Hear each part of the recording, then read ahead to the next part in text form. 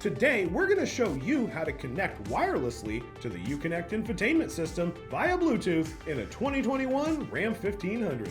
From the opening screen of the Uconnect system, select Phone. Next, the Uconnect system will ask if you would like to pair a phone. Select Yes. At this point, make sure that Bluetooth is turned on and set to discoverable on your mobile device. The Uconnect system will display a 4-digit PIN number.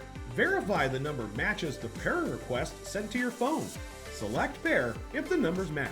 Next, the Uconnect system will ask you to confirm that the pins match. Select Yes. The system will now ask if you want to make this your favorite phone. Select Yes if applicable.